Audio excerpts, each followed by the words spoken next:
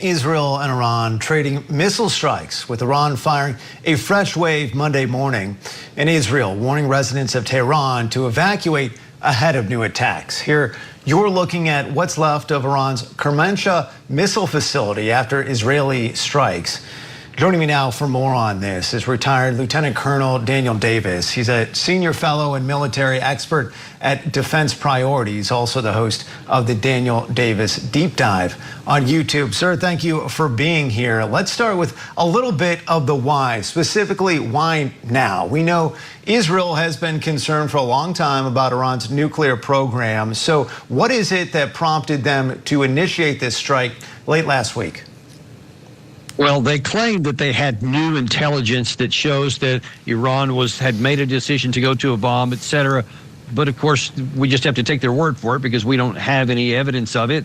The U.S., through Tulsi Gabbard, the director of national intelligence, said on March 25th, we still have no evidence that they've made a political decision to go for a bomb. So it's really unclear. I mean, we have to just reading between the lines, it really looks like, and when you've been listening to Israeli officials for many, many months, and even longer than that in some cases, they wanted to, quote, take care of this. The head of the octopus is what they have called this, Naftali Bennett in particular, and this is a once-in-a-50-year opportunity to take care of Iran once and for all. I don't think that, honestly, that they wanted President Trump to have a successful negotiation with them. I think they wanted to try to solve it militarily. I don't think it's going to work.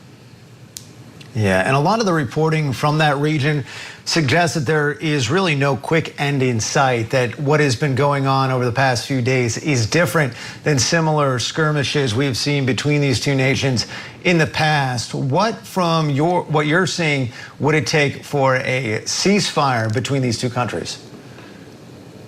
Well, I don't see any evidence that Israel wants a ceasefire. In fact, they keep on ramping up their offensive operations. They say that there are a lot more of these strikes to come. If they were willing to have a ceasefire, I think they would have never started the thing in the first place. So I think, just being honest, we have to see that they want to have a military solution to solving this political problem. But the problem is, just like they did, they also wanted a military solution to the Hamas problem. Well, you see now we're on whatever it is, 19 months and counting so far. There's no end in sight there either. They still had the issue with the Houthis in the Red Sea. Hezbollah has been severely weakened, but they've not been damaged. They've not been destroyed. So they're still there. They're just kind of in hibernation right now. Now you've added the Iran situation to it.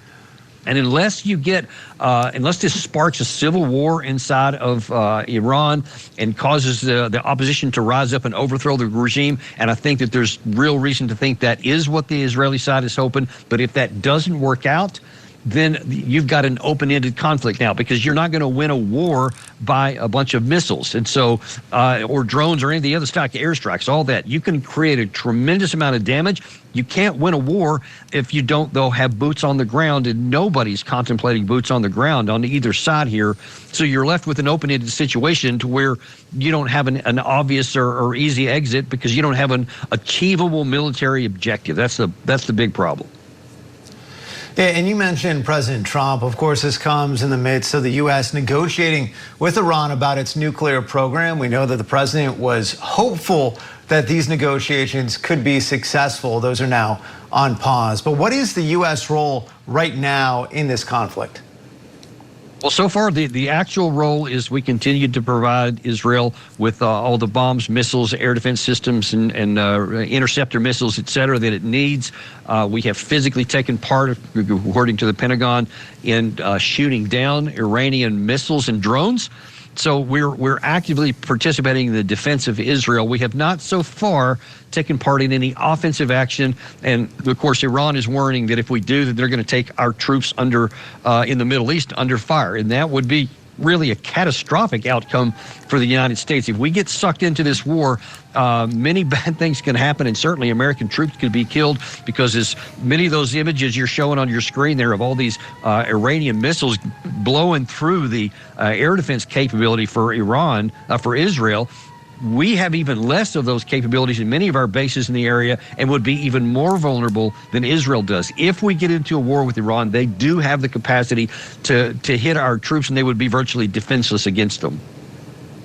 Yeah, and we know, as you just mentioned, President Trump certainly does not want to get sucked into that conflict, but he also doesn't want to be the president in office if Iran actually does develop a nuclear weapon. What are some of the dynamics that this White House is facing right now with those things, and also the continued support or perceived support of the U.S. For Israel?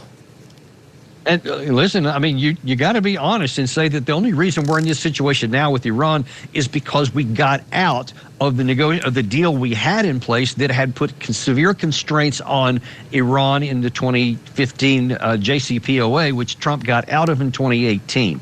That's the point where you have to start, because you can say that the 2015 deal had flaws, and who's to argue that? It certainly did. But to say we're going to take something that's imperfect and get rid of it, and then all the constraints that were on is Iran, were they'll taken off, and then now they moved up to 60% reprocessing from whatever, I think it was 3.67 under the JCPOA. Now then we're at the point to where we're saying we want a new negotiation. We want to make it even more restrictive on Iran, but we don't want to give anything for it. So not surprisingly, that didn't reap any benefits. So if you want a good negotiation settlement to get more from Iran, you're going to have to give more. Or we're going to have the situation we're in right now, where we're on the brink of possibly joining a war because they are not doing what we want, which also you have to take into consideration.